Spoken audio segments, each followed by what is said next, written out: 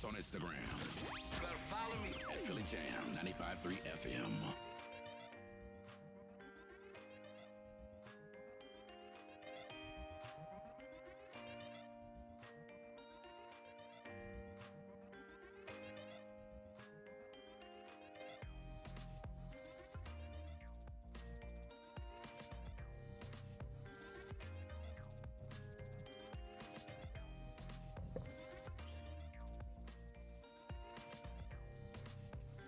Good evening and welcome to the Rebirth on Philly Jams 95.3. I am your host, Shea Marriott, and tonight I have a special guest host. Hello. Hello. Long time no see. Yeah, right. I was still living in the reef. Right. I was in the back. Welcome, friend to the show. You. Appreciate it. Want to introduce yourself? So, hello, everybody. I've been here about a couple times. So, friend to the show, my name is Corey Wilkerson, and I'm happy to be here. So, hope you all are tuned in and ready to lock in for this tonight. I think it's the last show. Yes, right? it is. It is our last show of the year. That's exciting. It is. It is exciting. It is exciting.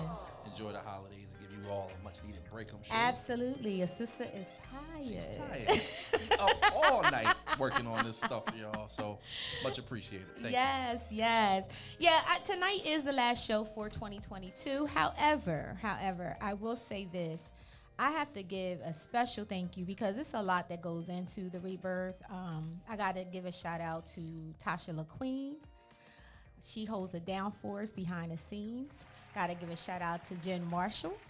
Clap. She also holds it down, and she is also my assistant. So, yeah, she's official. So she's really been helping me out, so I appreciate that. Shout out to Eli. He is not here tonight. He was out celebrating all weekend in Arkansas, his 50th. So happy 50th, bro, and I definitely miss you. But we have an awesome person standing in your place tonight, Corey. And Corey, thank you for always stepping in and coming and sharing your knowledge, because you definitely be dropping them gems. I try. A little bit. You know, you had the pastor going when we did the Rebirth Live. I sure did, respectfully. I'm still saying respectfully. I see a pastor. I'm like, respectfully. Respectfully. In case y'all had a meeting. And, you know, God is working on y'all, not me no more. Yes.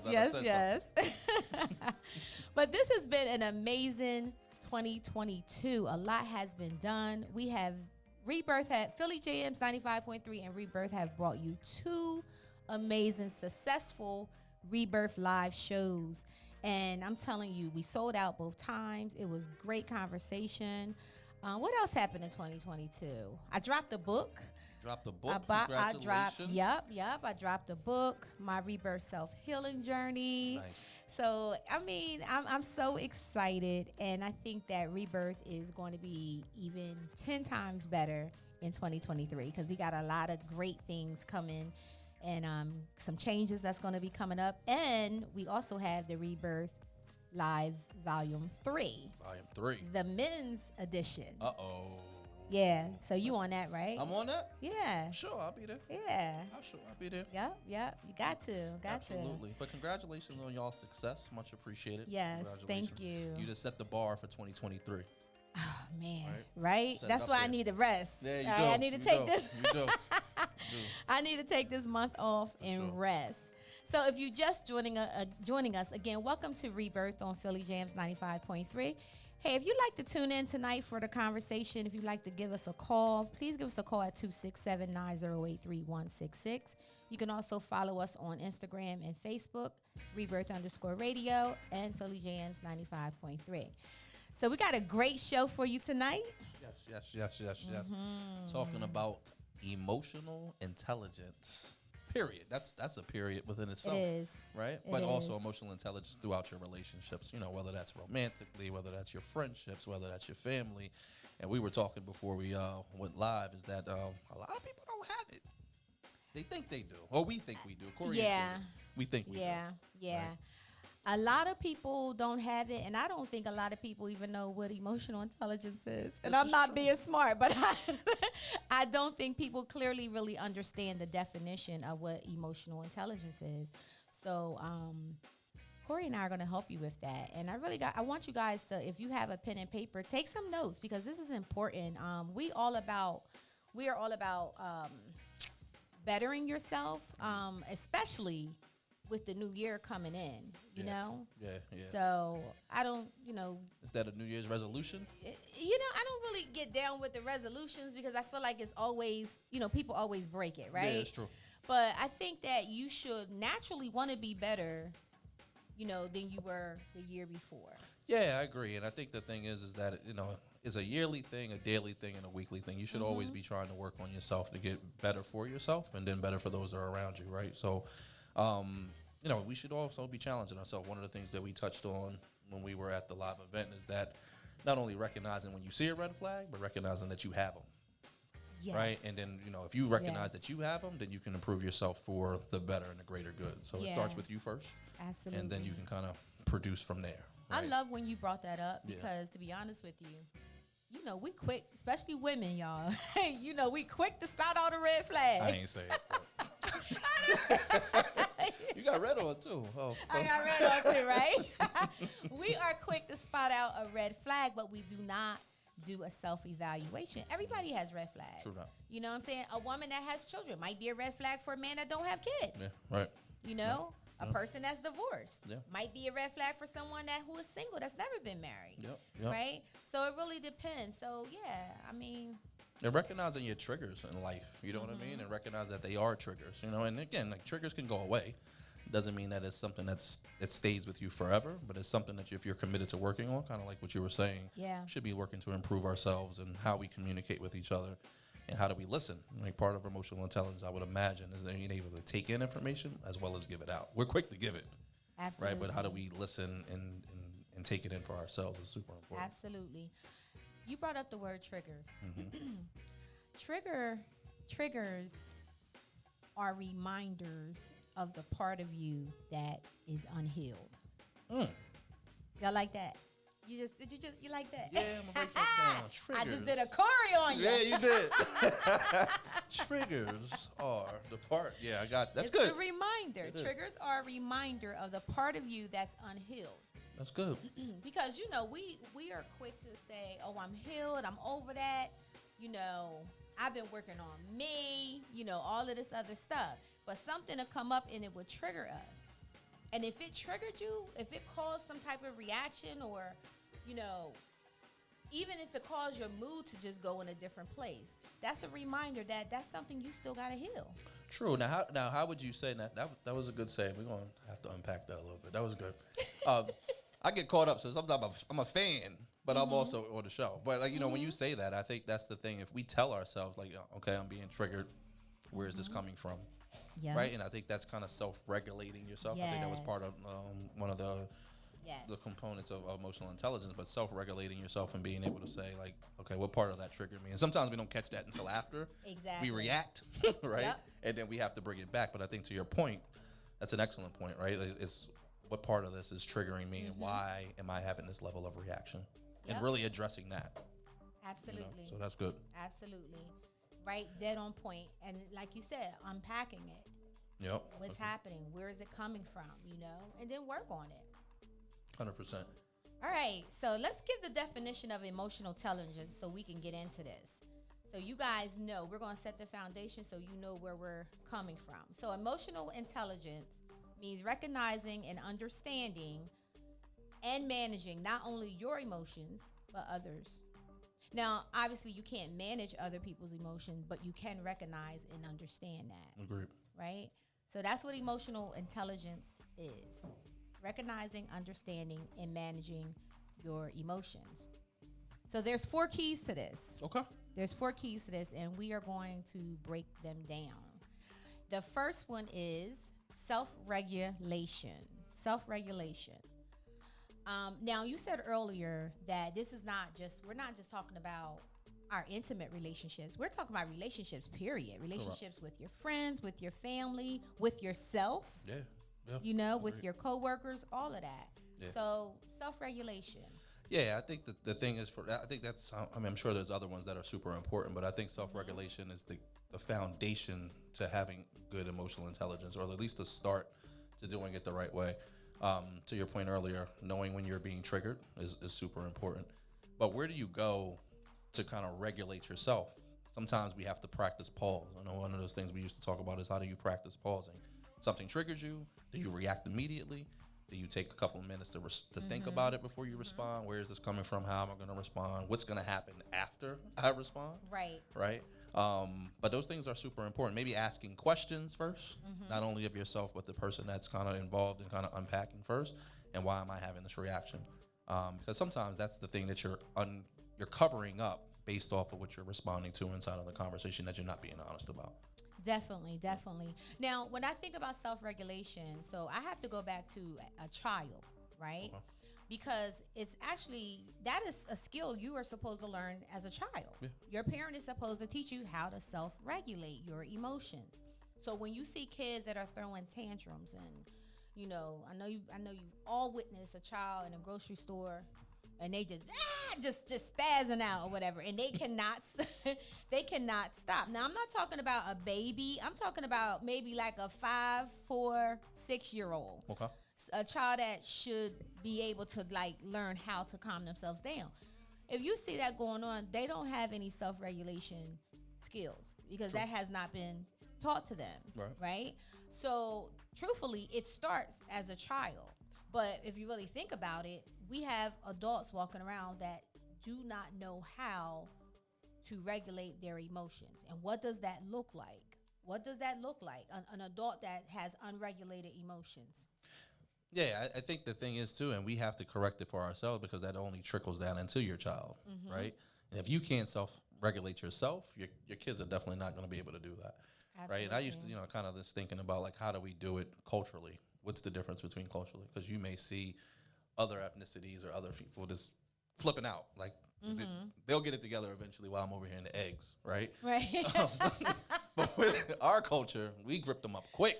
Right. Like, it's something and to be said. And we you catch that bruise on your arm. You already know. Or we got the look, right? You get the look. Real tight, right?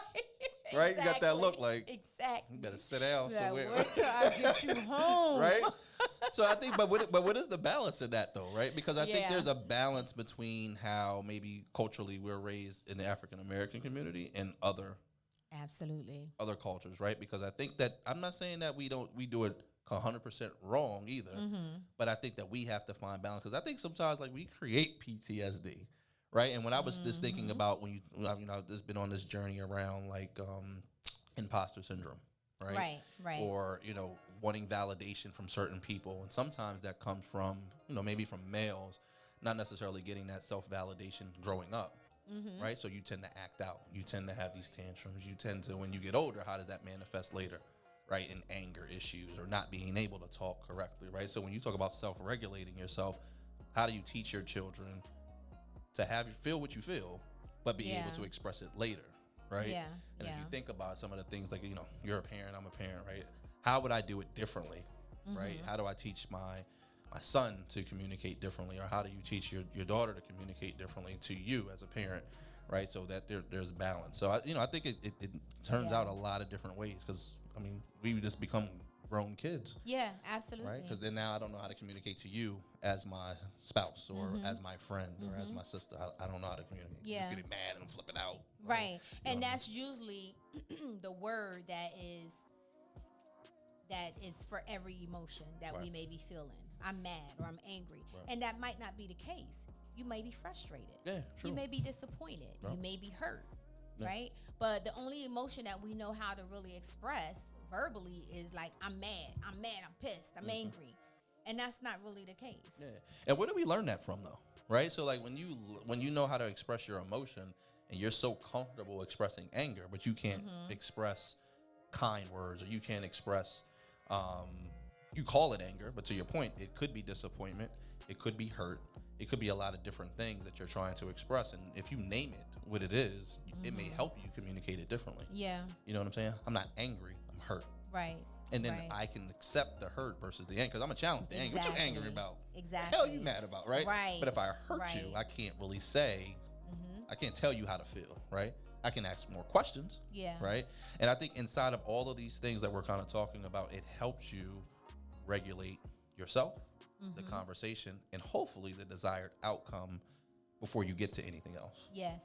Right? Yes. And to your point, it happens with our children, or it happens throughout the course of our lives inside of the relationship, because that's important. You need relationships to manifest through life. Absolutely. And you were saying, like, how do we get there? I think a lot of times too, I mean, think about as a child, I think that we don't give our children the vocabulary to be able to say how they're feeling. We don't teach them the vocabulary. We don't teach them the emotions. You know, if you go into like a therapist's office that works with children, you'll see the smiley faces or the faces, and it has different emotions on there, and it has words: happy, sad, excited, frustrated, you know. And when a child has a hard time expressing how they're feeling, we will ask them to point to, you know, the picture, right? And then we will give them that word. I think a lot of times where it comes from as adults is because as a child, our parents, some parents, tell them what the child is feeling. Yeah. You know what I'm saying? Like you will all, and just like when a kid is being defiant, you know, you may hear a parent saying, "Stop being bad." And the child, it's not that the child purposely wants to be bad. Maybe he or she is just trying to get your attention. Yeah, true. Right? True. So I think that a lot of times it's labeled or it's identified for us where we're not able to really express it. At that Rebirth Live event, when something you did, and I know we've talked about this over and over again, but I thought it was just a monumental moment, is when one of the panel members were talking that happened to be a female, and she was making a point, but it was a point that was supposed to be made by, because the question was geared to the men.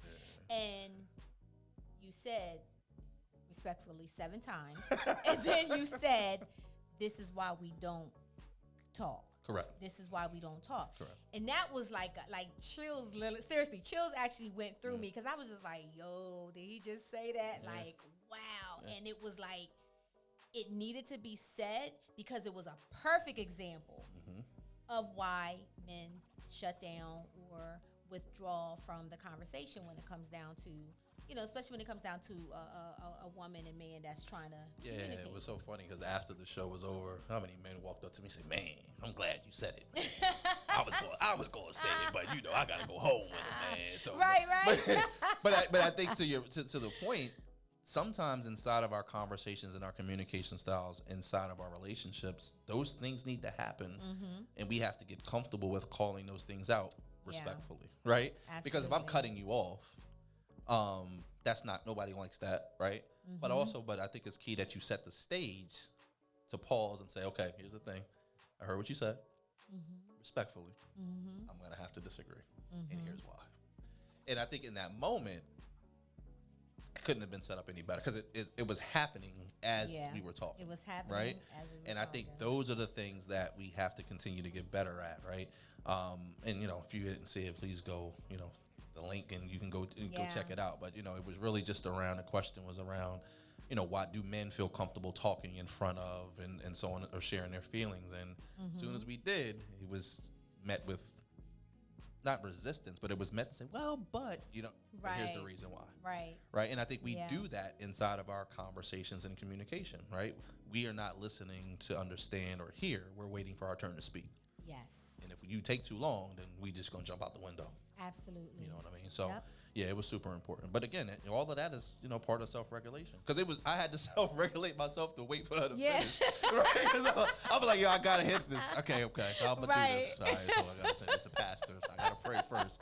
Right? So, but yeah, it was, you know, it was important. I thought you did it. I mean, you were very gentle with very gentle with making your point. So, and it wasn't done disrespectfully, and it wasn't done in a way to embarrass her either. Right. You know, because it was just like, you know, if you notice, she's like, and like, okay, you know. Sorry. So had to give you that one.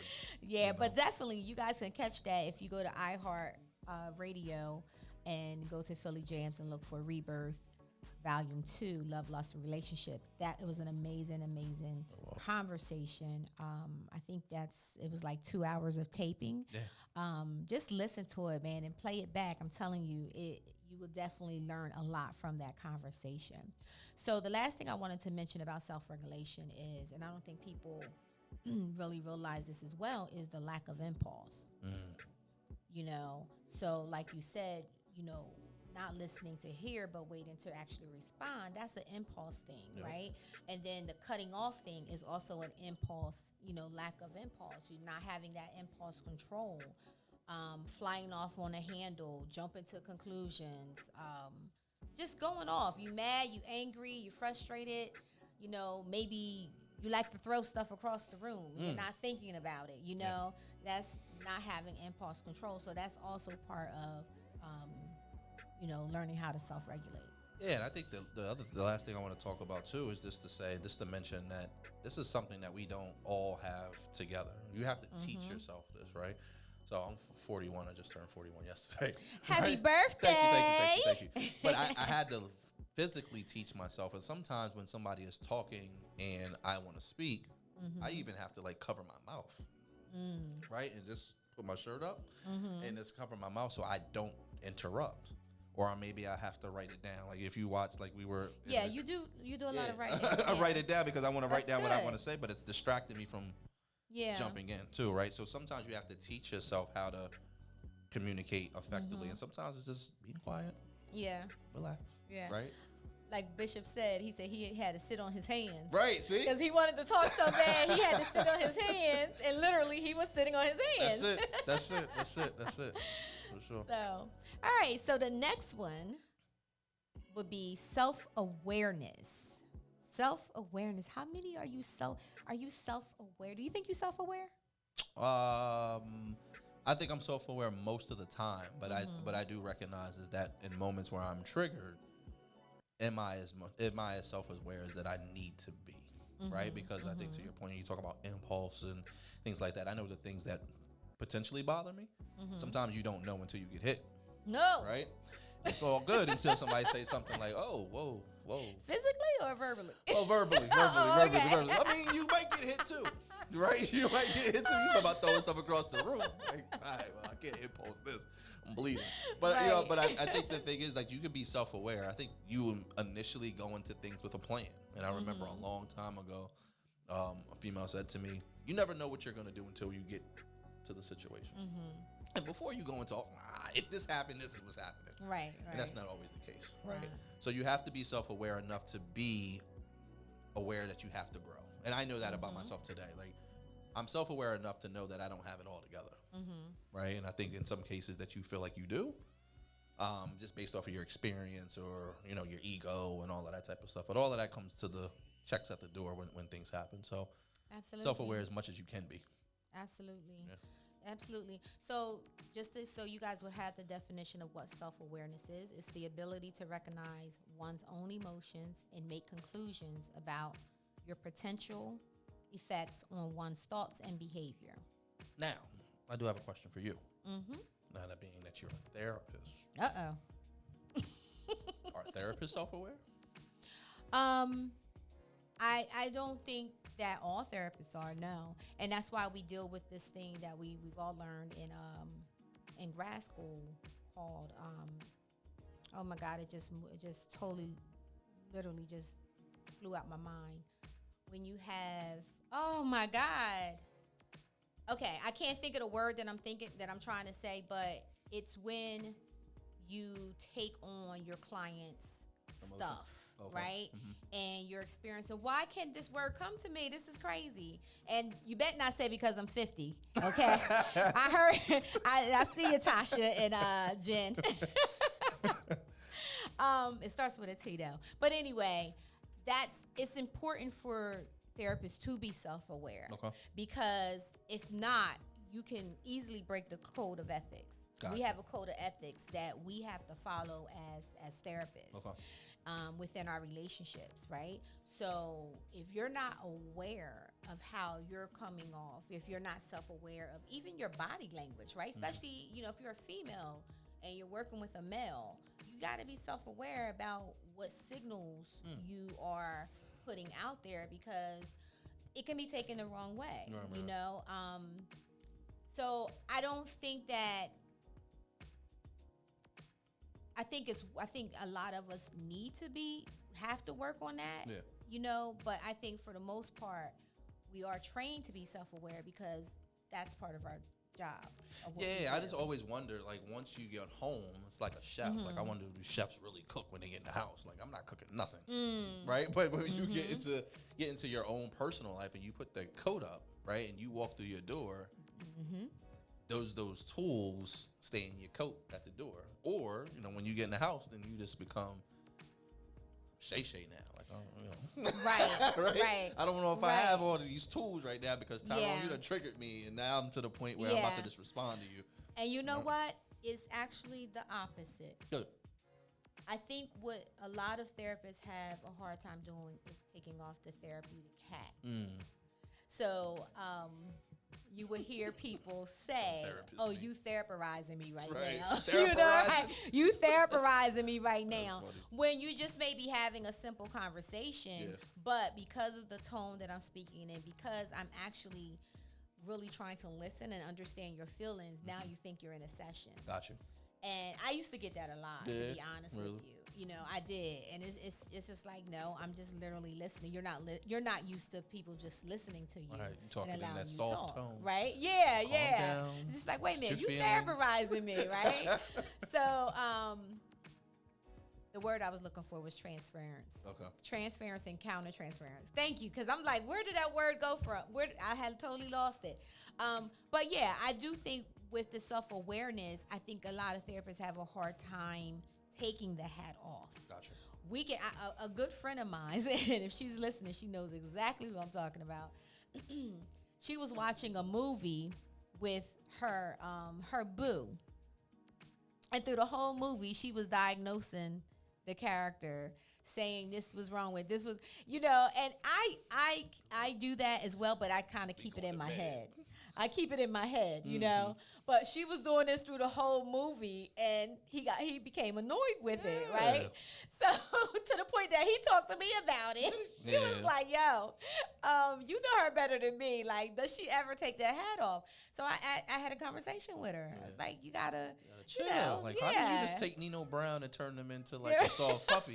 He's a whole drug lord. Like, you made Nino Brown seem like he's narcissistic. He has problems. He was beat as a kid. Got mama issues. Yeah, like, you know? Okay, he's not even Nino Brown no more. He's just Wesley. What was Wesley feeling? I'm like, yes, not exactly. Wesley no more. Yeah, I got you.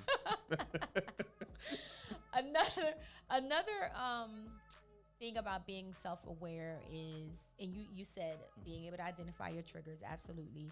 Also understanding your strength and as well as your, I don't like to say weaknesses, I like to say limitations. Okay. You know, because you can always change those limitations and into strengths. But to be able to identify that and be okay with that, you know, hey, I'm good in this area, but I'm not the best in this area, right. You know, and that's okay. And this is how we learn from people, because you may have a strength that is I'm not good at. Right? But that's why we have conversation and talk, and maybe there's something you can add to me and I can add to you. Right. But, you know, we don't like to do always that. Go like it doesn't that. always. Yeah, that's true. We want real life. Sometimes we like a little drama. Right. Like, that adds spice to it a little bit. Yep, exactly. So the next one is social awareness. This is a big one. I hope you guys are writing this down, because I really want you to really be truthful with yourself, to see, do you have all of these, and are you exercising this in your relationships and in your relationship with yourself? So social awareness is having empathy, understanding other people's emotions and needs, reading emotional cues and signals, and recognizing relationship dynamics. Now, unless you are on the spectrum, and I'm not being funny when I say this, unless you are on the spectrum, you should be able to read social cues and emotional cues. Now, you have people that are on the spectrum that is something that is part of their disorder. They don't understand social cues.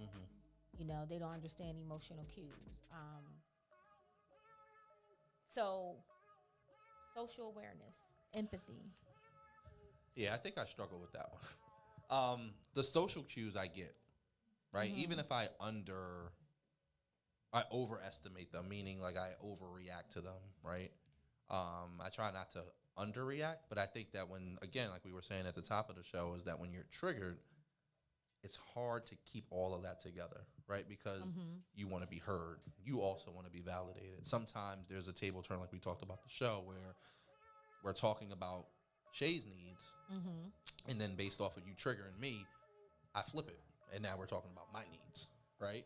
Okay. It's hard to be empathetic, sympathetic, have all of the social cues and all of these type of things when you just change the narrative of the conversation. Right. So now I done lost all of that, and now I'm just responding now, right? Because I want you to, okay, flip back on me. Hello, right? This is what we were talking about. So it's hard to do that and keep that together. So social cues, I think I'm pretty decent at, but always understanding what's on the other side of me. I'm trying to get better at that, right? I think there was remember at work, we were talking about just work stuff, and one of the questions that I thought was still powerful, which I still use, is what is your experience on the other side of me? Right? And when you answer that question, that's where you get challenged, because somebody telling you about you is not always the most comfortable thing to you. That's funny that you say that, because that is an exercise that I do with my clients. I ask them to ask the people in their circle, how do they experience them? How do they experience? And they was like, really? Yeah. Ask the people that's close to you. How do they experience you? And you have to be quiet and allow them to speak. Yeah. Because I don't think that we go through our day-to-day, a lot of us have the same routine,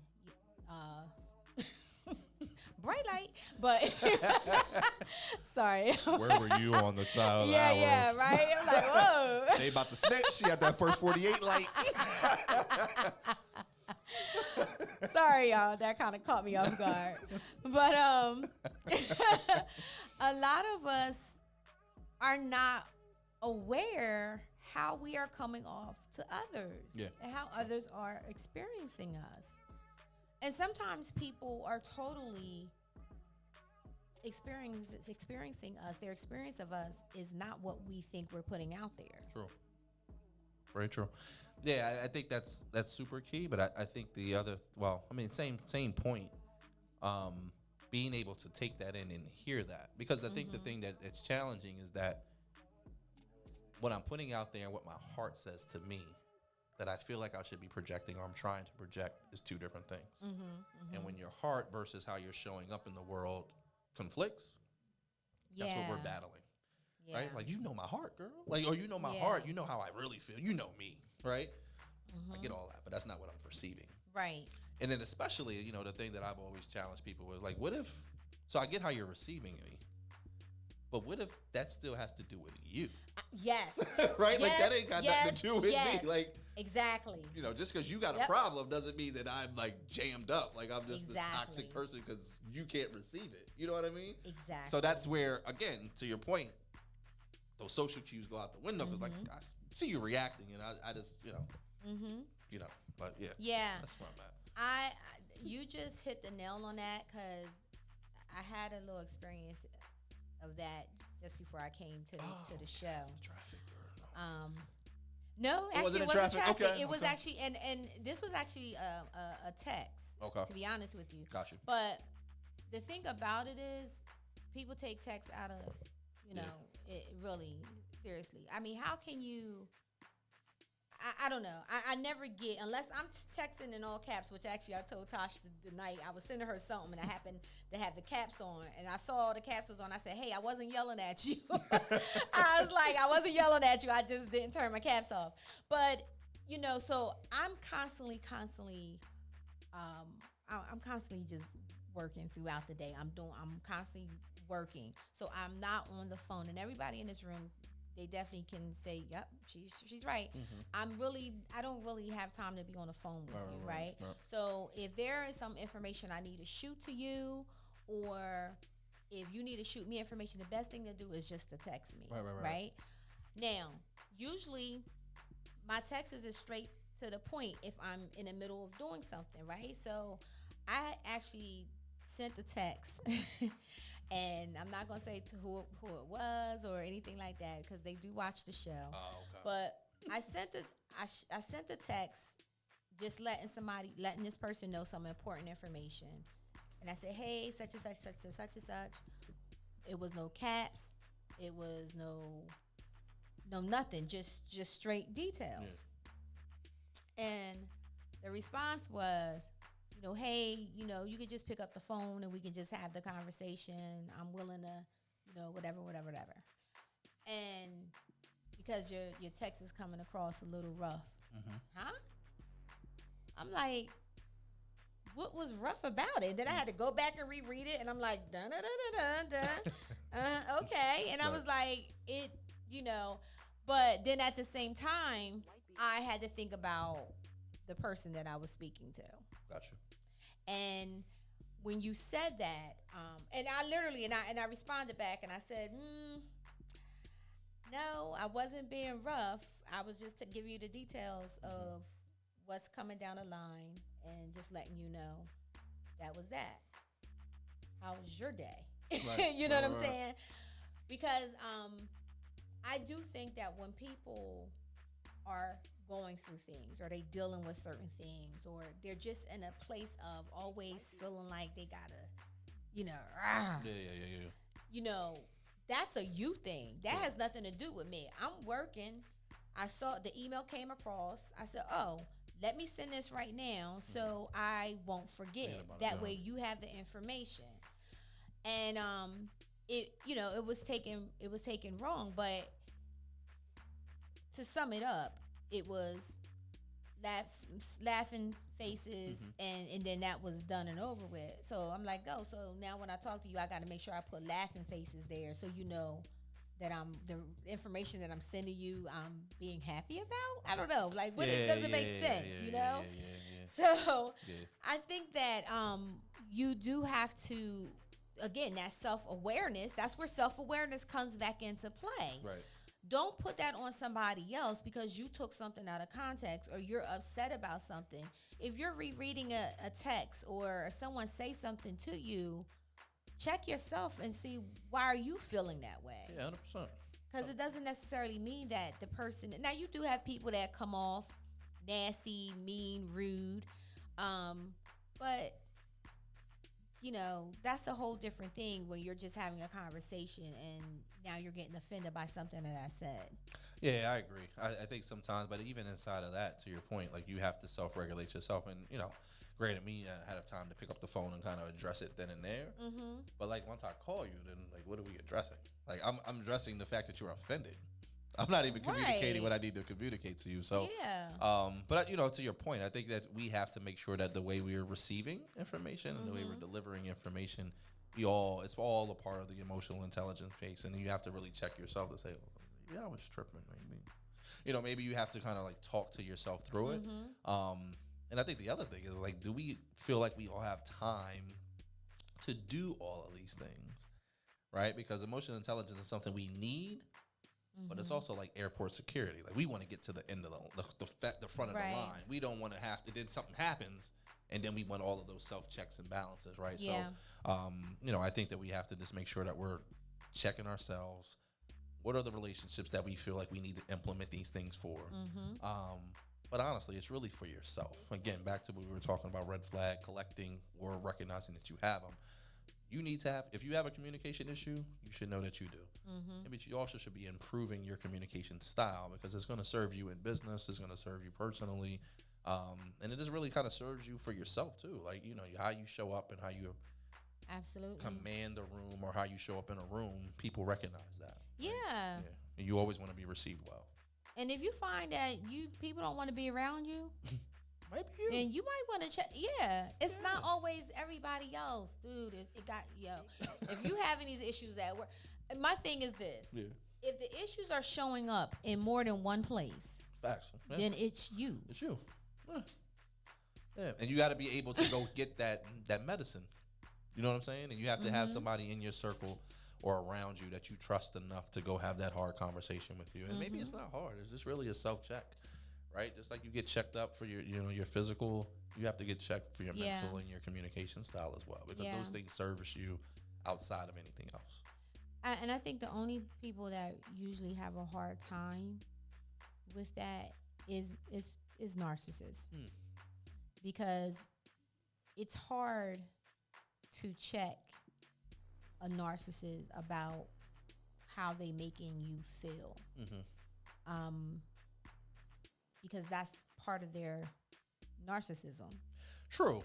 I was gonna ask you this question too. I don't know. I had this conversation a couple months ago. Don't you feel like today those words and terms are so overused? Like there's a place for them to be given. And I'm not saying it always has to happen in an office with a couch. But what I am saying, though, is that we are quick to label somebody narcissistic or bipolar or crazy or this and that, manic depression. Yeah. Because we don't agree with them. Yeah. Right? And just because we don't agree or they're not necessarily taking our advice or whatever that looks like doesn't mean that somebody is a narcissist or they're bipolar because they have a reaction to something they didn't like. Right. You know, they just don't agree. Yeah. Right. And that's okay. And I think we have to be careful with like labeling people so quickly, and then also accepting labels, right? Because sometimes somebody will call you that and you will internalize that thing and be like, no, maybe I am. Yeah. Right. No, I just don't agree with you. You know what I'm saying? And that's okay. You know what I'm saying? Prior to COVID, or prior to 2012, like disagreements existed. Like it was okay. You know what I'm saying? So I 100% agree. Yeah, and just to speak on that a little bit, we all have narcissistic tendencies. Yeah. I mean, if you on social media, you have a narcissistic tendency. You know what I'm saying? If you're doing selfies, you got narcissistic tendencies. Right? It doesn't mean that you have a narcissistic personality disorder. Those are two different things. Yeah. You know, NPD is something more that, again, like I said, if it's showing up, the issues are showing up in more than one place, like you're having issues with work, you're having issues in your relationships, you're having issues with family members, now we're talking about something's going on here. This is something that's a personality thing, right? Yeah. Versus you got people that, again, they love taking selfies and that's fine. Or it has to always be about them, they got to have the spotlight and that's fine, but they don't have the rest of the symptoms that come with that. Very true. Right? They just have narcissistic behaviors at times. I totally agree. We do label and are quick to say that. Just like with kids, when I used to work with, I see adults more. I still see some teenagers, but when I used to work with the younger kids, oh my God, they're like, Miss Shea, my mom is bipolar. She just bipolar. I'm like, well, why is your mom bipolar? Because I'm like, well, is she diagnosed as being bipolar? No, she was yelling at me. Da da da da da. Well, why was she yelling at you? Because I didn't get up and get ready for school. Okay. So she's bipolar for that, she's not bipolar. But I definitely agree with that. When we talk about empathy, I think that is one thing that is really scary right now in the world. We have a lot of people that don't have empathy. Yeah. They're desensitized, very easy to take a life. They see, especially our younger people, they can walk. Some of these kids can walk over a dead body and it does not faze them. True. You know, depending on the environment that they were brought up in. Yeah. I was looking at, obviously there's a lot of these, they call mass shootings are happening all over the place, right? So Virginia, I think it was Colorado, and there was a couple of ones, and I seen it on like my feed, And I literally saw that headline, and I just kept scrolling. And as I kept scrolling, I'm like, I didn't even read it. Because you almost become desensitized. Like, this happens in America. Like, Yep. right? So, I think that it's to your point, I think it's super important that we just really look at what is possible that could be happening to that person. And not in all cases, because some people need to get their ass right. But what I am saying is that sometimes we have to really look at what is potentially happening for that person on the other side of what the decision that they made, right? Like you saw, like they were talking about the guy, I think it was Colorado, where they shot up the LGBTQ nightclub. Yeah. The dad gets on TV, and he's more concerned of his son not being gay than what he did. Oh, wow. I didn't see that. And he was just like, oh, he ain't gay. So he literally said that on live TV. Like, what? So, like, when you have those type of things going on, imagine what he was dealing with at home. Yeah. Right? The fear of what that is, and maybe he was. Right? It could be anything. But So this was the dad of the person that did the shooting? Yeah. Are you serious? Yeah. You look it up. He definitely was just like, well, oh my God. Blah, blah, blah, blah. You skipped over all of that. But like, that's why he doing what he doing. Come on. Right? So like, and again, not shooting him bail from a standpoint of like, this is why he did it, because there's no excuse for that. But when these people are walking into these situations, right, and they're making these decisions, what are they going through before that? Like, that happened in West Virginia. Again, like, not West Virginia, Virginia with the football players, right? The empathy, or somebody's different, and allegedly they're saying that he was being bullied by these whoever, right? And he just took it out on whoever. I don't even know if he was being bullied by them, but there was bullying going on. Or there's the Walmart manager that was literally in the break room laughing with his employees and had a list of people that he wanted to kill. Wow. Based off of what? Wow. Right? And then you took 5 minutes, changed the course of your life and everybody's life forever. Right? So to your point, the empathy and understanding what's on the other side of somebody making that decision, taking time to pause and saying, what is that? Right? Or to your point, the conversations around emotional intelligence, having the ability to have a conversation. And it really starts with us in caring about the person on the other side or close to us. Yeah. Right? Maybe it's your kid. Maybe it's your parents. Maybe it's your brother and sister. Maybe it's your best friend. Maybe it's your girlfriend or your boyfriend. Maybe it's whoever it is. But it starts with having a conversation with them, because what you don't know is what they're potentially dealing with, or why things are triggering them. Because, your conversation, a way of changing that person's perspective or changing that person's life. So again, how do you change the world? It's not boiling the ocean. It really starts with us. It starts with us. 2 conversations, 1 conversation, 3 conversations. And understand that you don't always have the platform to do that and get people to see the other side. Just because Shea has a conversation with me doesn't mean I get it. But if she has Tasha have the conversation, I'm just like, oh, I never thought about that. I may just be desensitized to you. Right. You know what I'm saying? Because you recognize you look like somebody I know. That's true, though. And you kind of look like my mom, dog. That's true. Really I'm not even trying to hear that from you. But if that's a good point. Brandon says it, I'm like, I got it. Right? It's like friends that I've had, like they've dealt with trauma, and they may not be able to receive information from a woman because of whatever that reason is. When I see a woman tell me this is what I'm receiving it as. But if a man tells me the same thing, I'm like, oh, yeah, got it. Or vice versa, right? So again, you have to kind of unpack some of these things. Don't be so quick to judge and write people off and remove the title from them. Like, oh, well, you ain't my sister no more because you was. Listen, eventually you're going to be on the other side of somebody having to forgive or have empathy and all of those things. That's good, Corey. I have to shed a little bit more light to that, because you're so right. People can take the same information, and I see this a lot as well. More so with couples that might come in, and I might say something in the session, and the man or the woman may say, this is what I've been saying the whole time, but they receiving it from me, but they cannot receive it from their spouse. Correct. Right? And how does one work through that? Like, how do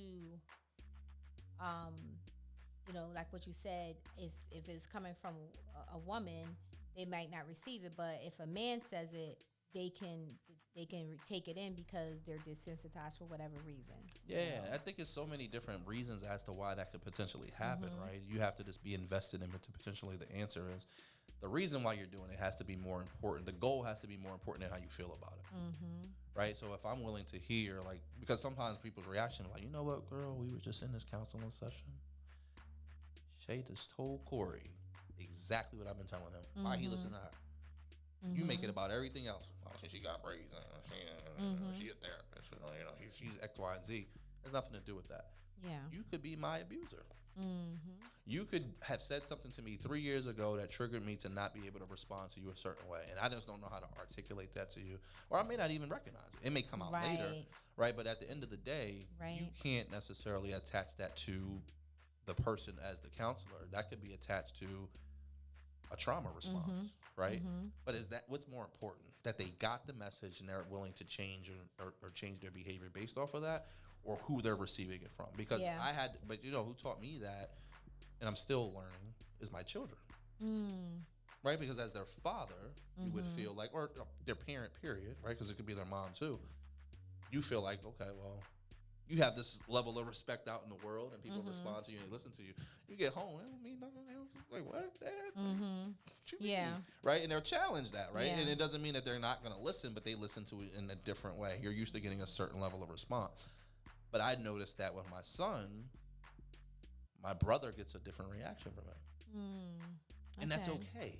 So, but receiving that and understanding that I have to be, number one is taking your ego out of it, right?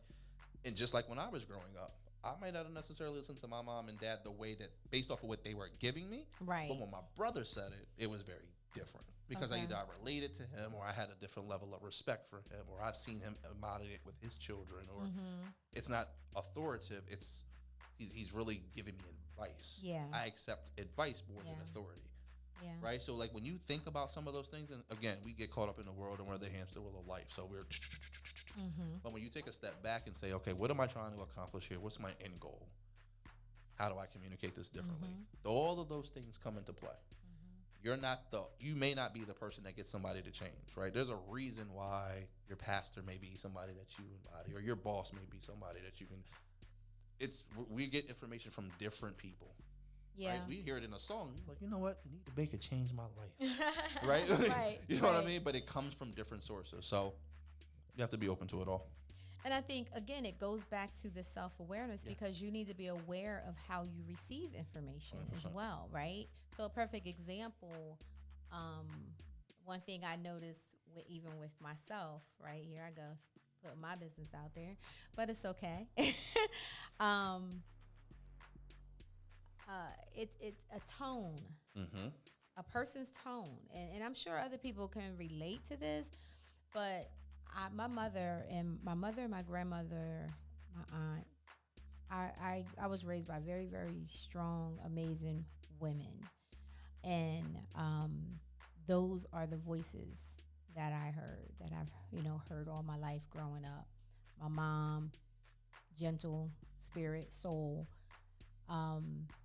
So when someone is speaking to me, like if I have let's say a man of your stature, and you have bass in your voice, or your voice is a little bit more heavier, and you're saying something to me, but you're really not hollering or yelling or arguing.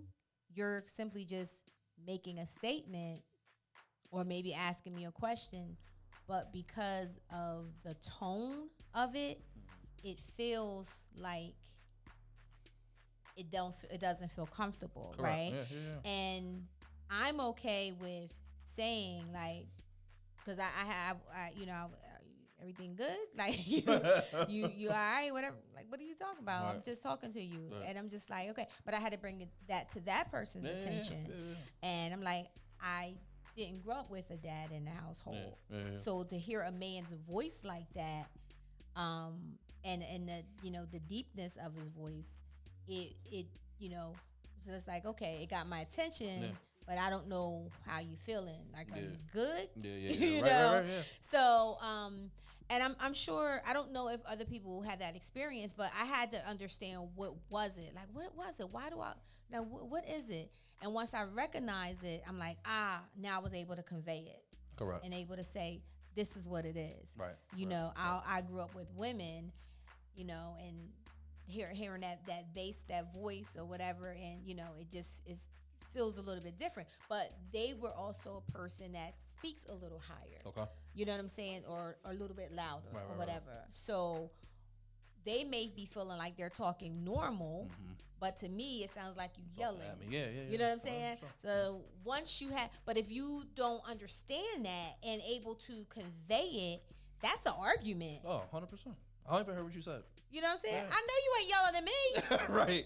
You better check your tone. Right. You know what I'm saying? Right. That's a whole argument. Yeah, 100%. So you got to be able to understand the self-awareness.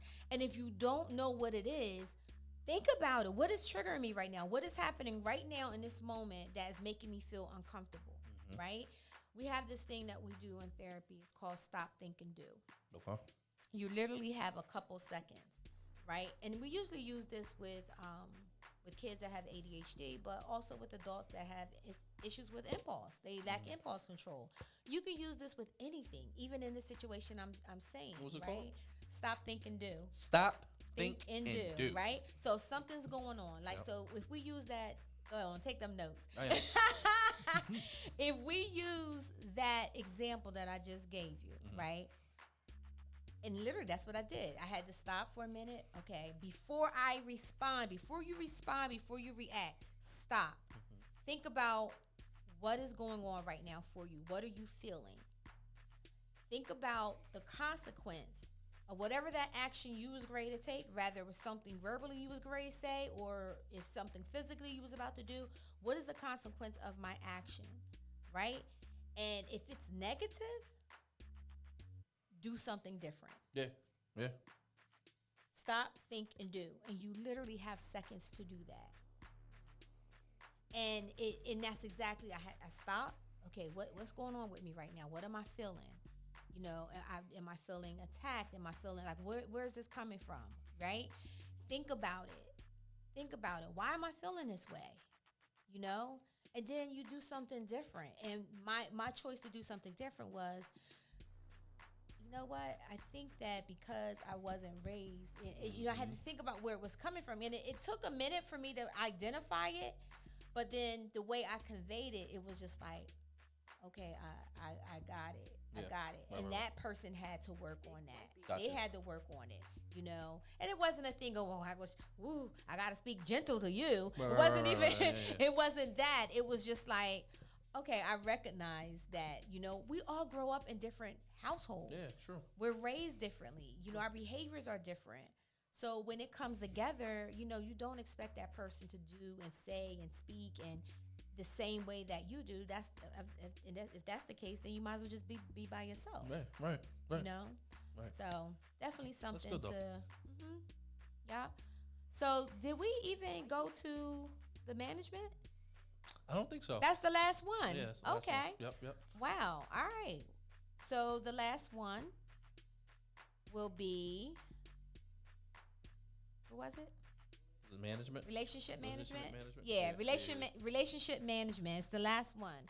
So that is knowing what is necessary to build and maintain a good, honest, healthy relationship. The ability to communicate clearly, which I just talked about, inspire and influence other people, adapt to teamwork, manage conflicts, and accept differences.